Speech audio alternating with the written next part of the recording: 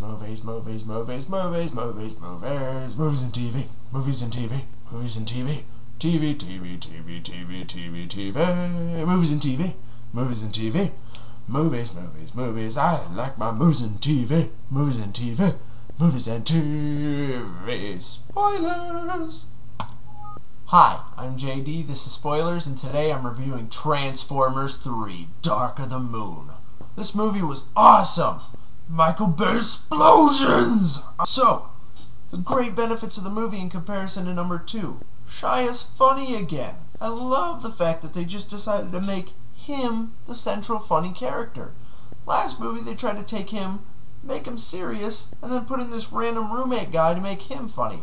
But all I did was make the dumbest jokes in the world. Also, the big question on everybody's mind. The new girl, Rosie Huntington Whiteley, I believe that's her name. So much better than Megan Fox. So much better. First, she's a supermodel. So what do? They write her to stand around all the time. Haha, great idea. And she does it well.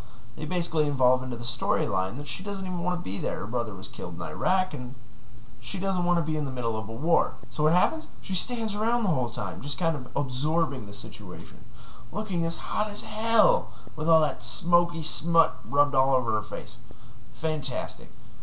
Funniest part, she's about a foot taller than Shia LaBeouf, so that end scene where he goes to lift her up, she only gets like an inch or two off the ground. Hilarious.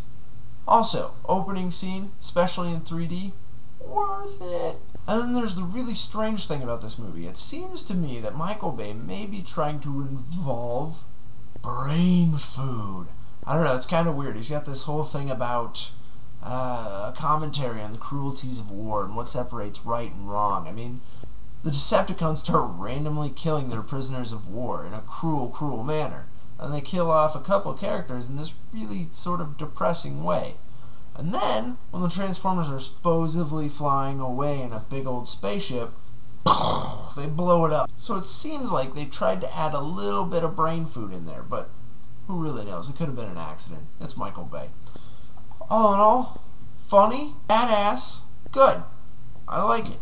Would I suggest it in 3D? No. I don't think I would suggest it in 3D. Maybe just for the opening scene. Sure. It kind of gets a little distracting. There's really not that much 3D in it, so what do I recommend? Go watch it in theaters. If you're looking for brain food, shut the hell up. You might get a little, but in the end, this movie's just about explosions and badassery. Transformers, robots in disguise, Michael Bay explosions.